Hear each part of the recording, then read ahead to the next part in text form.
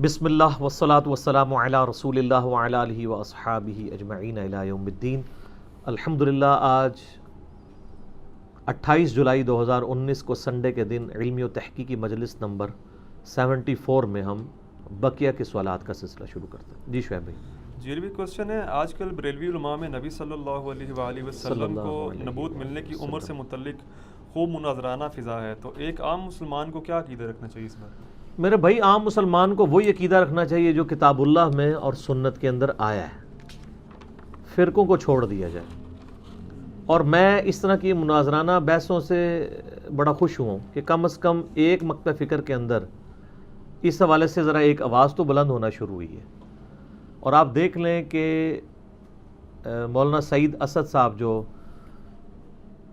ان کے سمجھ لیں ورلڈ کپ ونر رہے ہیں، کتنے ورلڈ کپ انہوں نے جتائے ہیں بریلویوں کو، یعنی دیوبندیوں اور اہل حدیث کے خلاف کتنے مناظرے۔ ہم جب لوگ سکول لائف میں تھے تو میں اس وقت سے بچپن سے ان کی تقریر سن رہا ہوں، اس وقت تو ان کی داڑھی کالی تھی۔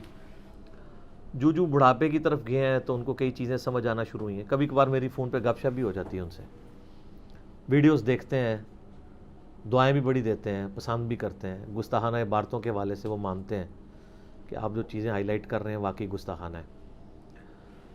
اب اس ایک مسئلے میں انہوں نے مین سٹریم جو بریلوی مکتب فکر کو ان کے علماء نے ایک کہانی کرا کے ایک جذباتی ڈاکٹرائن دے کے ایک عقیدہ بتایا تھا جو کتاب و سنت میں فٹ ان کسی صورت نہیں بیٹھتا تھا۔ ایون قرآن حکیم کا ترجمہ امام احمد رضا بریلوی صاحب کا آپ خود پڑھ کے دیکھ لیں تو اعلیٰ حضرت کے ترجمے کے ساتھ بھی وہ چیزیں میچ نہیں کھاتی، لیکن چونکہ پبلک کو دے چکے تھے سب کانٹیننٹ میں، تو آپ کو پتہ ہے جذباتی ڈاکٹرائن بکتی ہے۔ اب اس ڈاکٹرائن کے تحت تو سعید اسد صاحب جو باتیں کر رہے ہیں نا، وہ تو سیدھی گستاخانہ باتیں ہیں اس ڈاکٹرائن پہ، کتاب و سنت کے حوالے سے بالکل فٹ ان بیٹھتی ہیں۔ اور یہی مسئلہ ہوا تھا اشرف سیالوی صاحب کے ساتھ، وہ بھی بریلویوں کے مناظر تھے۔ آپ کو پتہ ہے حق نواز جھنگوی کو انہوں نے مناظرہ ہرایا تھا اور ریٹن میں اس نے اپنی شکست تسلیم کی تھی، ورنہ یہ حق نواز جھنگوی صاحب نے جو ایک اینٹی اسٹیٹ ایک جماعت لانچ کی تھی نا اسلحے کی بنیاد پہ شیعہ کے خلاف، یہ بیسیکلی بریلویوں کے خلاف لانچ ہوئی تھی، لیکن بریلویوں نے ادھر ان کو دبوچ دیا۔ گستاخانہ عبارتوں میں مناظرہ ہوا، مناظرہ جنگ آپ کو ریٹن فارم میں بھی آلموسٹ میرے خیال ہے وہ 6 جلدوں میں کتاب چھپی ہوئی ہے، وہ آپ کو مل جائے گا۔ جب وہاں سے شکست ہوئی پھر یہ شیعہ کے پیچھے چل گئے، کیونکہ کوئی نہ کوئی تو انہوں نے ایک ایسا جس کو کہتے ہیں نا ٹھیا ڈھونڈنا تھا جس کی بنیاد پہ لوگوں سے چندے لیتے اور یہ معاملات آگے چلتے ہیں۔ یہ تو شکر ہے تبلیغی جماعت نے دیوبندیت کو تباہی سے بچا لیا، ادروائز تو یہ وائلنٹ جماعت بن چکی تھی ایز اے مکتب فکر۔ تو وہ اشرف سیالوی صاحب وہ ہیں جنہوں نے مناظرہ جھانگر آیا ہوا ہے، ان کا بھی یہ عقیدہ تھا جس کو پھر آگے لے کے چلے سعید اسد صاحب۔ لیکن دوسری طرف پوری کی پوری بریلوی مکتب فکر کا ایک خاص عقیدہ ہے، آلموسٹ وہی عقیدہ اہل تشیع کے ہاں بھی ہے، لیکن جب آپ علمی ڈسکشن کریں تو جواب کسی کے پاس نہیں ہے۔ تو اب اس کی وجہ سے اب چونکہ نیٹ پہ باتیں آئی ہیں، وہ اب ایک دوسرے کو مناظرے کے چیلنج کر رہے ہیں اور ایک دوسرے کو وہ گمراہ گستاخ رسول وہی جو چیزیں ہیں، تو یہ تو بڑی خوشائند بات ہے کہ ایک مکتب فکر کے اندر بھی کسی کو ہوش آئی ہے، اور وہ کوئی عام بندہ نہیں۔ یہ تبدیلی آنی اس صورت تھی کہ جب یہ بندہ بیچ میں سے اٹھتا اور وہ کہتا کہ یار یہ عقیدہ تمہارا غلط ہے۔ اب دوسرے یہ کہہ رہے ہیں کہ اگر تمہاری یہ بات مان لیجیے تمہارے سارے بزرگ غلط ہو جاتے ہیں، کیا وہ بھی ٹھیک رہے ہیں؟ تو اس لیے کہہ رہے ہیں کہ کتابوں کا خدا اور ہے اور بابوں کا خدا اور ہے۔ کتابوں نے جو آپ کو دین ٹرانسفر کیا ہے وہ 24 کیرٹ سونا ہے، بابوں نے بیچ میں ملاوٹیں کی ہوئی ہیں۔ تو میں ان میں کوئی پارٹی نہیں بنتا، نہ میں کسی کی سپورٹ میں بات کروں گا۔ میں آپ کو کتاب و سنت کا ایک نٹ شیل میں عقیدہ بتا دیتا ہوں کہ مسلمانوں کا یہ عقیدہ ہونا چاہیے کہ اللہ کے محبوب صلی اللہ علیہ وآلہ وسلم اور باقی تمام انبیاء یہ پیدائشی طور پر پیغمبر ہوتے ہیں، نہ صرف پیدائشی طور پہ بلکہ اللہ کے علم میں ہمیشہ سے ہیں، جب سے اللہ نے تقدیر لکھی ہوئی ہے۔ نمبر 1 یہ چیز ہے۔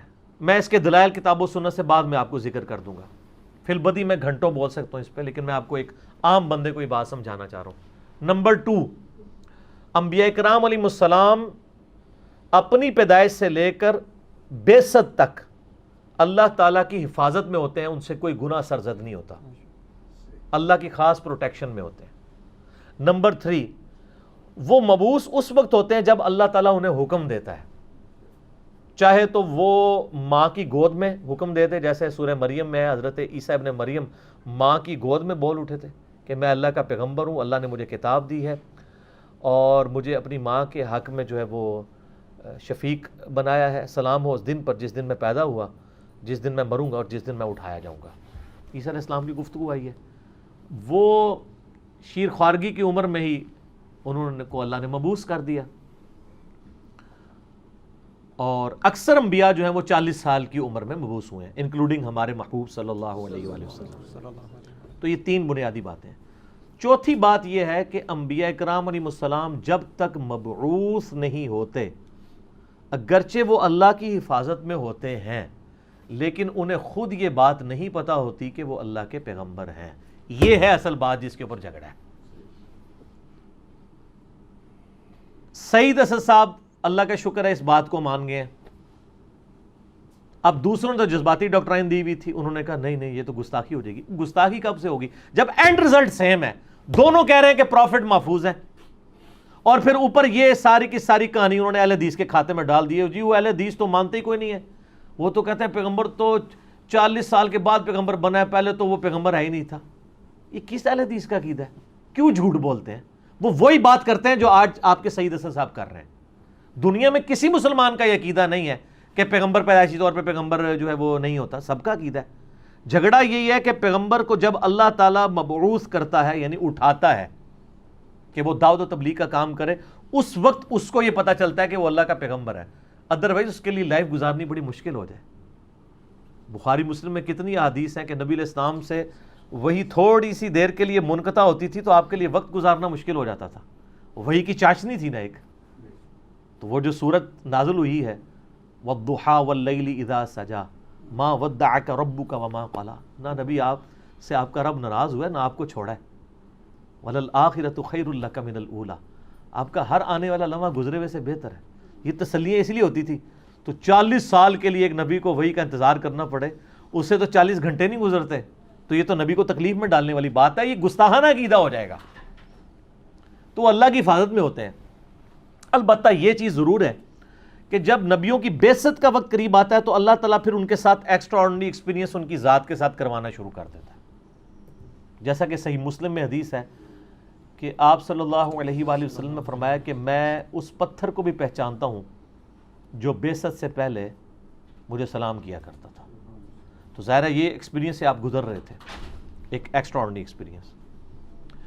اس کے علاوہ نبی صلی اللہ علیہ وآلہ وسلم کی جب 12 سال عمر تھی تو بخاری مسلم میں آتا ہے کہ نبی علیہ السلام کا سینہ چاک کر کے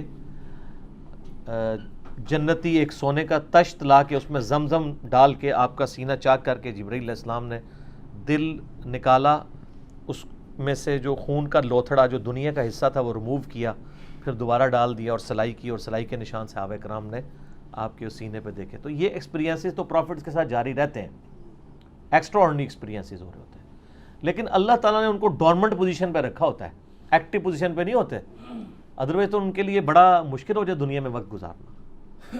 صحیح بخاری اور صحیح مسلم کی متفق علیہ حدیث ہے، عبداللہ ابن عباس رضی اللہ تعالیٰ عنہ کہتے ہیں کہ اللہ تعالیٰ نے نبی صلی اللہ علیہ وآلہ وسلم کو اس وقت مبعوث کیا جب کہ ان کی عمر مبارک 40 سال تھی۔ اس کے بعد آپ پہ وحی کا سلسلہ شروع ہوا، 13 سال تک آپ مکے میں رہے، یہ اس حدیث کے الفاظ ہیں۔ اس کے بعد اللہ کے حکم سے آپ مدینہ شریف ہجرت کر گئے، مدینہ شریف میں آپ نے 10 سال گزارے اور 63 سال کی عمر میں اللہ تعالیٰ نے آپ کو اپنے پاس بلا لیا۔ یہ پوری حدیث بخاری اور مسلم میں ہے، جس میں نٹ شیل میں پوری پروفٹ کی لائف آ گئی ہے۔ 13 سالہ مکی دور، 10 سالہ مدنی دور، 40 سال کی عمر میں بعثت، 63 سال کی عمر میں وفات۔ بعض روایتیں بخاری مسلم میں 60 اور 65 سال کی بھی ملتی ہیں، وہ راؤنڈ آف کر کے ہے، کیونکہ 63 کو آپ دونوں طرف راؤنڈ آف کر سکتے ہیں۔ اگر کسی کی 63 سال عمر ہے تو آپ اس کو 60 بھی کہہ سکتے ہیں، آلموسٹ 60 سال ہی بنتی ہے۔ دوسری طرف راؤنڈ آف کریں گے تو 65 بنے گی، کیونکہ کمپلیٹ ڈیجٹ یا تو 65 ہے یا 60 ہے ہماری عام لٹریچر کی لینگویج میں۔ اور امام بخاری نے باقاعدہ اس کو ڈسکس کیا ہے کہ اصل میں عمر وہ 63 ہی تھی، اور راوی نے موٹی سی کر کے کسی نے 60 بیان کر دی، کسی نے 65، ایگزیکٹلی وہ 63 ہے۔ اور یہ بھی 63 قمری اعتبار سے ہے، ہمارے جو سولر سسٹم ہے، جو سولر کیلنڈر ہے، اس کے اعتبار سے یہ 62.5 یہ 61.5 سال آلموسٹ بنتی ہے، ٹھیک ہے، 61 کے قریب۔ تو اس حدیث میں موجود ہے یہ تو میں نے آپ کو نٹ شل میں عقیدہ اور اس کی وہ ساری کرالریز بتا دی. اب میں آپ کو قرآن حکیم سے درجنوں آیات پیش کر سکتا ہوں، لیکن اس میں جو ذروہ سنام ہے، ایپیکس ہے، قرآن میں ایک موقع ایسا ہے جو سارے عقیدوں کو کلیئر کرے گا، اور یہ آیات بالکل کلیئر بتا دیں گی کہ ایک مسلمان کا عقیدہ نبی علیہ السلام کی نبوت کے بارے میں کیا ہونا چاہیے. اور میں آپ کو یہاں پہ ایک مزے کی بات بتاتا ہوں. 2008-9 کی بات ہے، جب میں نیا گمراہ ہوا تھا. تو یعنی جب میں نے یہ عقیدہ بنایا کہ نہ میں وہابی، نہ میں بابی، میں ہوں مسلم علمی کتابی، نہ ہم سو کالڈ وہابی ہیں، نہ ہم بابوں کا دفاع کرنے والے بابی، ہم علمی کتابی مسلم ہیں. تو ہمارے جیلم شہر میں ایک بہت بڑے ڈاکٹر صاحب ہیں جو کٹر بریلوی تھے، جو ہمارے اس وقت کے زمانے بریلویت کے بڑے فین تھے. جب میں یعنی ظاہر ہے میرا تو پورا بلٹ اپ 31 سال تک بریلویت میں ہوا. تو وہ مجھے ملنے کے لیے گھر آئے، میرے والد صاحب کے دوست بھی، پیر بھائی بھی. تو وہ جاتے جاتے انہوں نے ایک چٹکلا چھوڑا. مجھے کہتے ہیں اچھا جی مجھے بتاؤ کہ نبی علیہ السلام کب نبی بنے تھے. تو مجھے تو پتا تھا یہ کس اسٹیشن سے بول رہے ہیں اور اس کے بعد کیا رزلٹ نکالنا ہے. میں نے کہا جی ابھی اعلیٰ حضرت سے پوچھ کے بتاتے ہیں. ہائے ہائے ہائے ہائے، یہ جگرا کسی اہل حدیث کا تو نہیں ہوگا، کسی دیوبندی کا تو نہیں ہوگا، کسی شیعہ کا تو نہیں ہوگا کہ وہ اعلیٰ حضرت کا لفظ بھی بول سکے. میں نے کہا جی اعلیٰ حضرت سے پوچھ لیتے ہیں. میں نے کنز الایمان شریف امام رضا بریلوی صاحب کا ترجمہ اٹھایا اور میں نے کہا آپ میرے ساتھ بیٹھ جائیں، میں آپ کو قرآن پاک کی آیات پڑھ کے بتاتا ہوں. اگرچہ میں اس کا ترجمہ کر سکتا ہوں لیکن میں آپ کو امام رضا بریلوی صاحب کا ترجمہ پڑھ کے بتاتا ہوں. یہ سورہ ہے الشورى. الشورى کا مطلب ہے مشورہ. پارہ نمبر 25 کے اندر ہے وَأَمْرُهُمْ شُورَى بَيْنَهُمْ، جو آیت آئی ہے کہ مسلمانوں کے آپس کے معاملات مشورے سے طے ہوتے ہیں. سورہ الشورى پارہ نمبر 25 کی آخری آیات ہیں جہاں پہ سورہ الشورى کنکلوڈ ہو رہی ہے. وہ میں نے کہا یہ پڑھیں آپ. اعوذ باللہ من الشیطان الرجیم، بسم اللہ الرحمن الرحیم. اللہ تعالیٰ نے فرمایا وَمَا كَانَ لِبَشَرٍ أَن يُكَلِّمَهُ اللَّهُ، آیت نمبر 51 سے لے کے اینڈ تک یعنی 53 تک. کسی انسان کی یہ شان نہیں ہے کہ اللہ ڈائریکٹ اس سے کلام کرے، الا، ہاں مگر، وحین، اللہ اس کو وحی کرے گا، او من وراء حجاب، یا پردے میں اس سے گفتگو کرے گا.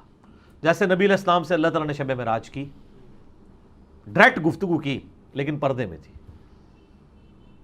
او یرسل رسولا، یا اس کی طرف کوئی رسول بھیج دے، جبرائیل علیہ السلام جیسے کہ آیا کرتے تھے پیغمبروں کی طرف. فیوحی بإذنہ ما یشاء، پھر وہ رسول اس کو اذن، اللہ کے اذن کے ساتھ جو وحی کرنی ہے وہ اللہ کا پیغام پہنچا دے. انہ علی حکیم، بے شک اللہ تو بہت بلند ہے اور حکمت والا ہے. بہت بلند ہے، اس کی شان ہی بہت بلند ہے، اور اس کی حکمت کا تقاضا ہے کہ وہ انسانوں میں سے پیغمبر چوز کرتا ہے. لیکن یہ اس کی حکمت ہے کہ ڈائریکٹ نہیں. ان کے ساتھ اس موڈ میں وحی کے 3 موڈ ڈسکس ہوئے ہیں. نمبر 1 خفیہ بات دل میں ڈال دی جائے، نمبر 2 پردے میں گفتگو کی جائے، نمبر 3 کسی فرشتے کے ذریعے. وَكَذَلِكَ، اور بالکل اسی طریقے سے، اوحینا الیک، اے نبی ہم نے آپ کی طرف بھی وحی کی ہے، روحا من امرنا، جو خاص روح ہے ہماری طرف سے وحی.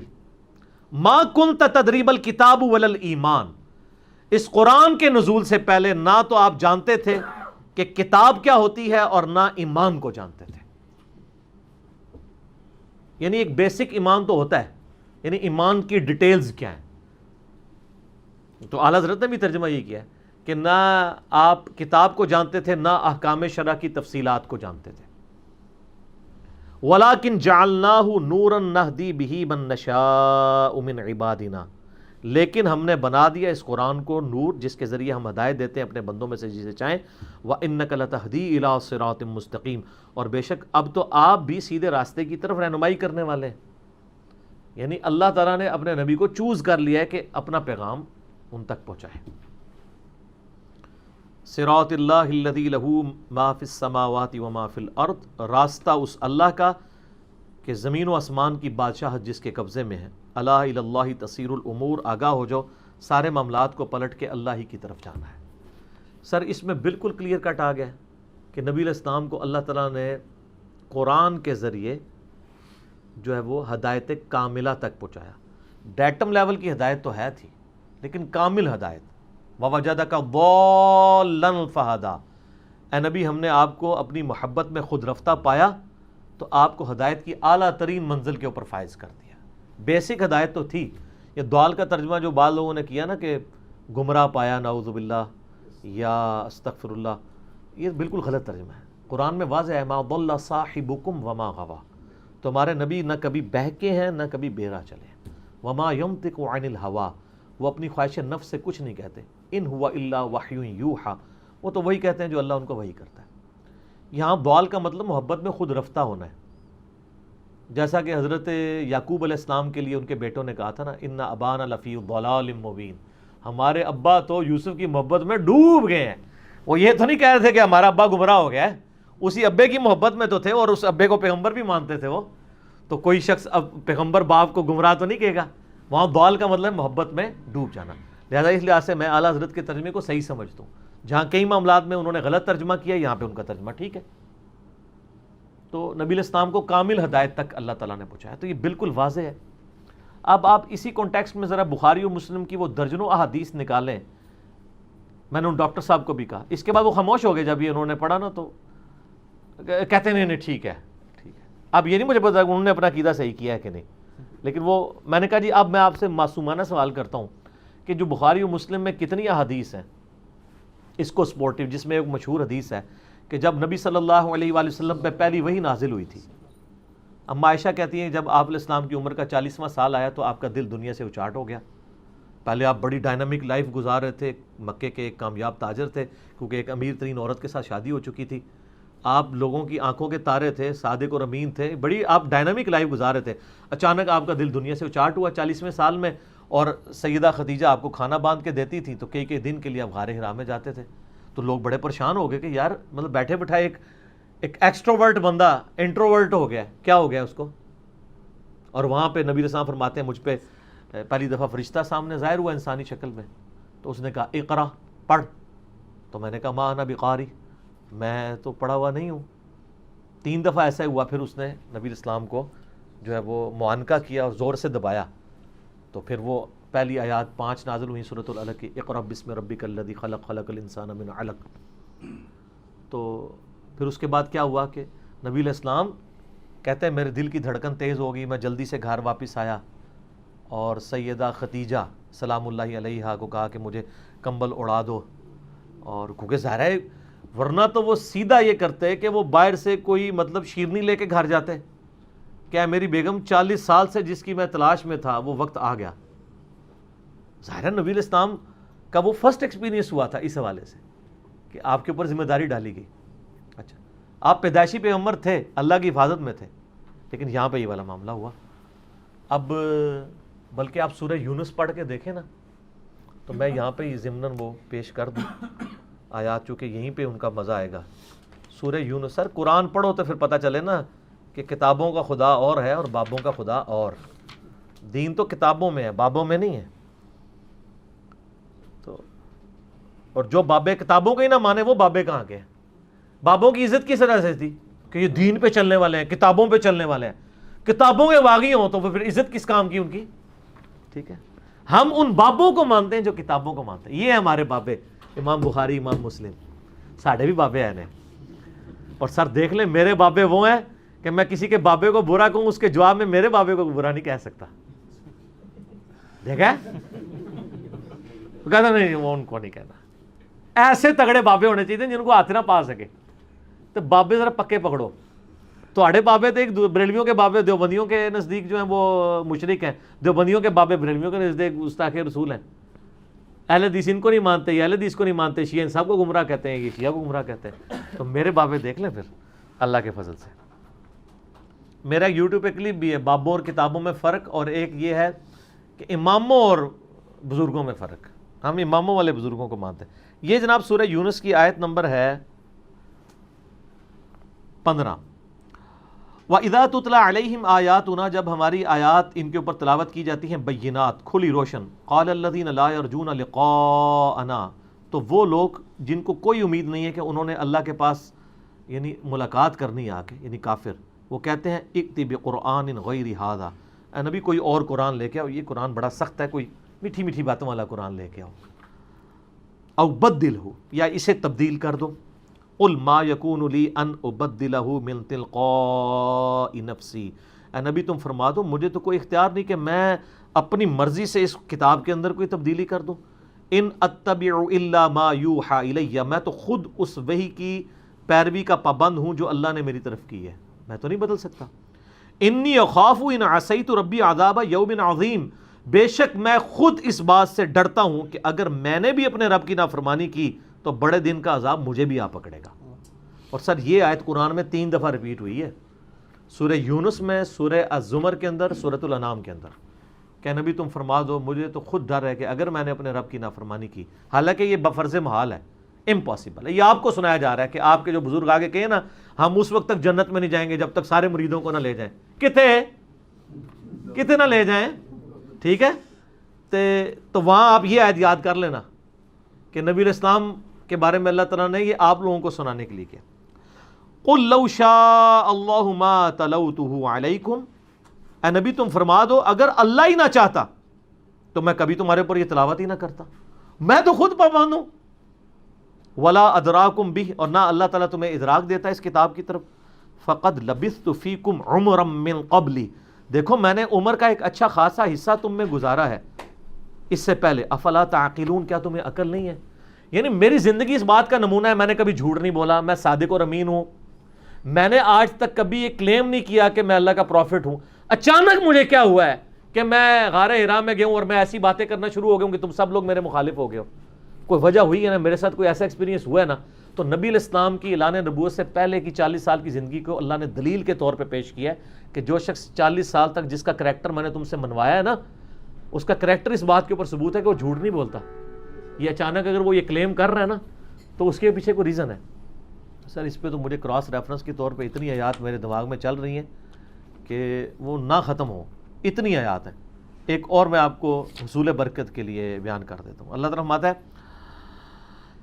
کہ سورہ العنکبوت کی آیت نمبر 48 ہے، وَمَا كُنْتَ تَتْلُو مِن قَبْلِهِ مِن کتاب، اے نبی اس قرآن کے نزول سے پہلے آپ کتاب بھی نہیں پڑھ سکتے تھے، امی تھے آپ۔ یعنی امی کا مطلب جاہل نہیں، نعوذ باللہ، آپ کسی انسان سے نہیں پڑھے ہوئے تھے، اور یہ آپ کی خصوصیت تھی۔ ہمارا نہ پڑھا ہونا ہمارے لیے نٹوریس ہے، ڈاکٹر اقبال کا شاعر ہونا ان کی خصوصیت ہے، لیکن نبی کا شاعر ہونا وَمَا عَلَّمْنَاهُ الشِّعْرَ وَمَا يَنبَغِي لَهُ، یہ نبی شاعر نہیں ہے اور نہ ہی ان کی شان ہے، ہم نے ان کو شعر کہنا نہیں سکھایا۔ کیوں؟ کیونکہ وہ کتاب اللہ پڑھیں گے تو لوگ کہیں گے اچھا یہ پہلے بھی شاعری کرتا تھا، اب تھوڑی ریفائن ہو گئی ہے۔ Point to be noted. تو یہاں پہ آ رہا ہے کہ اے نبی صلی اللہ علیہ وآلہ وسلم آپ اس قرآن کے نزول سے پہلے کوئی کتاب نہیں پڑھ سکتے تھے، وَلَا تَخُطُّهُ بِيَمِينِكَ، نہ اپنے دائیں ہاتھ سے لکھ سکتے تھے۔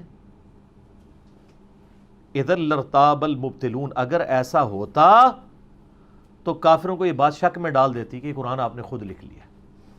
نبی علیہ السلام کا پڑھا لکھا نہ ہونا آپ کی نبوت کے حق میں دلیل ہے کہ ایک شخص کبھی کسی شاعر کا شاگرد نہیں ہوا، کسی فلاسفر کی شاگردگی نہیں کی، نہ وہ کتاب کو پڑھ سکتا ہے کہ اس کتاب کی کوئی عربی ورژن تیار کر لے، نہ وہ لکھنا جانتا ہے کہ کہیں سے نوٹ چوری کر کے لکھ لے، نعوذ باللہ، اور اچانک وہ ایسی بات کر رہا ہے کہ عرب کے شعراء نے بھی اپنے کلام پھاڑ دیے اس کلام کو سن کے۔ جو مخالفین ہیں وہ بھی کہنے پہ مجبور ہیں، وَقَالَ الَّذِينَ كَفَرُوا لَا تَسْمَعُوا لِهَذَا الْقُرْآنِ وَالْغَوْا فِيهِ لَعَلَّكُمْ تَغْلِبُونَ، کافر کہتے ہیں جب قرآن پڑھا جا رہا ہو نا تو مت سنا کرو، شور مچا دیا کرو، تبھی تم غالب آؤ گے، کیونکہ جو قرآن پڑھتا ہے یعنی انڈیا پاکستان میں وہ گمراہ ہو جاتا ہے، ڈائریکٹ پڑھتا ہے جو، تو اس زمانے میں بھی ہو جاتے تھے لوگ، ان کے والے گمراہ اور اللہ والے ہدایت یافتہ، ٹھیک ہے؟ تو کافر بھی یہ کہتے تھے۔ اب وہ اس بخاری مسلم کی حدیث کی طرف آ جائیں، سیدہ خدیجہ سے نبی علیہ السلام نے کہا مجھے کمبل اڑا دو، تو سیدہ خدیجہ نے اس وقت کیا تسلی دی کہ آپ کو آپ کا رب بے یار و مددگار نہیں چھوڑے گا، آپ غریبوں کا بوجھ اٹھاتے ہیں، آپ مہمان نوازی کرتے ہیں، آپ کمزوروں کے ساتھی بنتے ہیں۔ کتنی تعریفیں اس زمانے میں، اس معاشرے کے اندر اتنے اعلیٰ درجے کے اخلاق والا انسان معجزانہ طور پہ پیدا ہو سکتا تھا۔ محمد رسول اللہ صلی اللہ علیہ وآلہ وسلم اس معاشرے کی آؤٹ پٹ نہیں تھے۔ اگر رسول اللہ صلی اللہ علیہ وآلہ وسلم اس زمانے میں یونان میں پیدا ہوئے ہوتے تو شاید سسٹم کی آؤٹ پٹ ہوتے۔ یہاں تو کوئی کہہ بھی نہیں سکتا کہ امیین میں سے لقد من اللہ علی المؤمنین اذ بعث فیہم رسولا، مومنین پر احسان کیا کہ اللہ تعالیٰ نے ان میں رسول اٹھائے، امیین میں سے رسول اٹھائے۔ تو اس کے بعد سیدہ خدیجہ، بخاری مسلم میں آتا ہے، نبی علیہ السلام کو اپنے کزن ورقہ ابن نوفل کے پاس لے گئیں، جو ایک عیسائی تھے لیکن موحد تھے، نابینا ہو چکے تھے.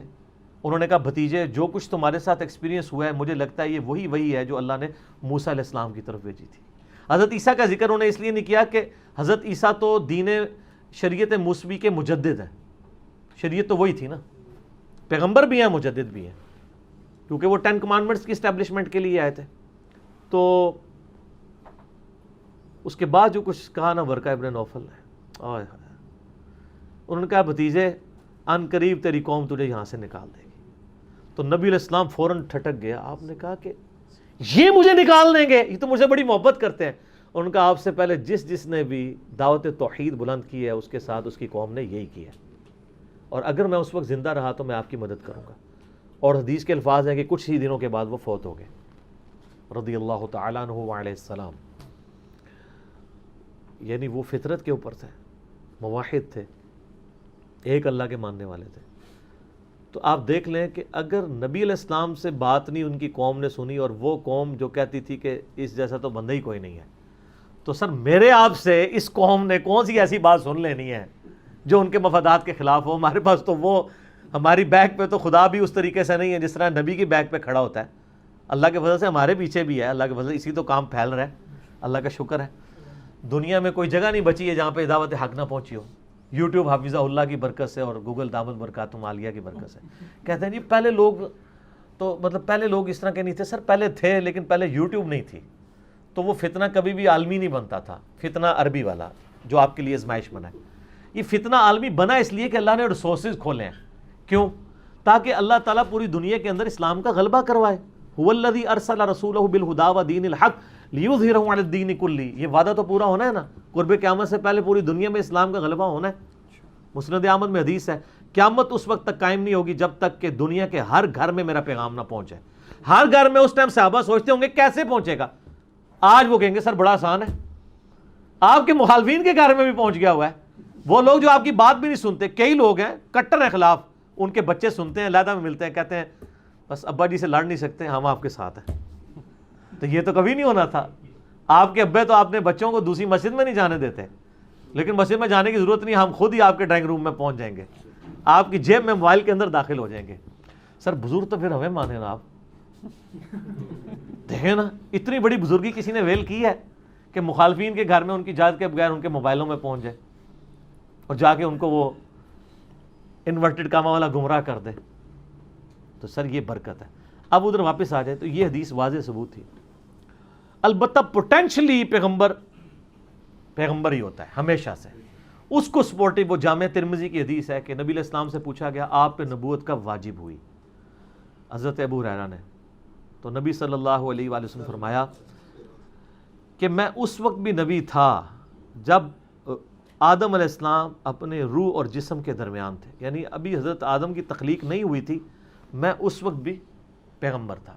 اس حدیث کے تحت بعض لوگ کہتے ہیں کہ نبی صلی اللہ علیہ وآلہ وسلم تمام لوگوں سے پہلے پیدا ہوئے، حالانکہ یہاں پہ جو الفاظ ہیں میں اس وقت بھی نبی تھا، اللہ کے علم میں تھا.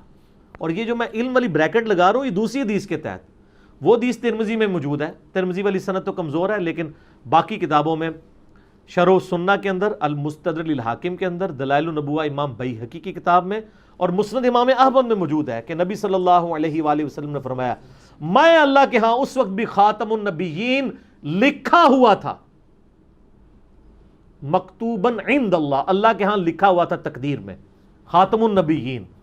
جب ابھی آدم علیہ السلام روح اور جسم کے درمیان تھے، آدم پیدا بھی نہیں ہوئے تھے، اللہ کی تقدیر میں اس وقت بھی خاتم النبیین تھا. سر وہ صرف نبی صلی اللہ علیہ وآلہ وسلم خاتم النبیین نہیں تھے، اس وقت تو اللہ کے علم میں اور اللہ کی تقدیر کے اندر ابو جہل بھی ابو جہل لکھا ہوا تھا، فرعون بھی فرعون لکھا ہوا تھا.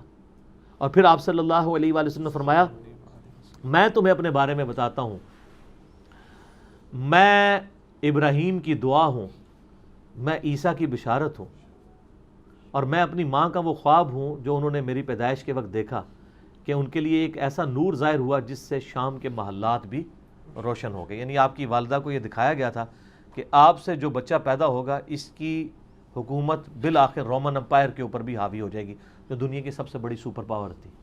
اور پھر اللہ نے دیکھا. تو نبی صلی اللہ علیہ وآلہ وسلم پوٹینشلی پروفٹ تھے. میں دوبارہ ان باتوں کو رپیٹ کرتا ہوں جہاں سے سٹارٹ لیا تھا. نبی پیدائش نبی ہوتا ہے اور ہمیشہ سے وہ اللہ کے علم نبی ہے. نمبر 2، وہ پیدائش سے لے کر اعلان نبوت تک اللہ تعالیٰ کی اسپیشل پروٹیکشن میں ہوتا ہے، اس سے کوئی گناہ سرزد نہیں ہوتا. نمبر 3، وہ اس وقت اپنا اظہار کرتا ہے جب اللہ تعالیٰ اسے مبعوث کرتا ہے. اور نمبر 4، اس کے مبعوث ہونے سے پہلے اسے خود یہ علم نہیں ہوتا کہ میں پیغمبر ہوں، لیکن وہ ایکسٹرا آرڈنری حفاظت میں ہوتا ہے. ورنہ اگر یہ مان لیں کہ اسے خود علم ہے تو اس کے لیے تو زندگی گزارنی مشکل ہو جائے گی، جس طرح کہ میں نے آپ کو کئی ایک دلائل رکھے. اور یہی مسلمانوں کا عقیدہ ہے جو قرآن حکیم سے، بخاری مسلم سے ہمیں سپورٹو ملتا ہے، جس کے دلائل میں نے آپ کے سامنے رکھ دیے. تو انشاءاللہ تعالیٰ میرا خیال ہے جب یہ عوام الناس کے سامنے بات آئے گی تو میں بریلوی مکتب فکر کے لوگوں سے بھی، اہل تشیع سے بھی، دیوبند سے بھی، اہل حدیث سے بھی کہوں گا کہ خدا کے لیے آپ کا دل جس کے ترجمے پہ ٹھکتا ہے نا، اسی کے ترجمے سے یہ آیات پڑھ لیجئے گا جو میں نے آپ کو یہاں پہ کراس ریفرنس کے طور پہ بیان کی ہیں. اور آپ نے پھر خود ہی ڈیسیژن کرنا ہے کہ اس سے وہ رزلٹ نکلتا ہے جو آپ کے علماء آپ کو کروا رہے ہیں، یا وہ رزلٹ نکلتا ہے جو میں نے آپ کے سامنے رکھا ہے. اگر آپ نے ماننا ہے تو ٹھیک ہے، نہیں ماننا تو آپ اپنے ساتھ خود برائی والا معاملہ کریں گے. ہمارا تو کام ہے وما علینا الا البلاغ، دیٹس آل. ٹھیک ہو.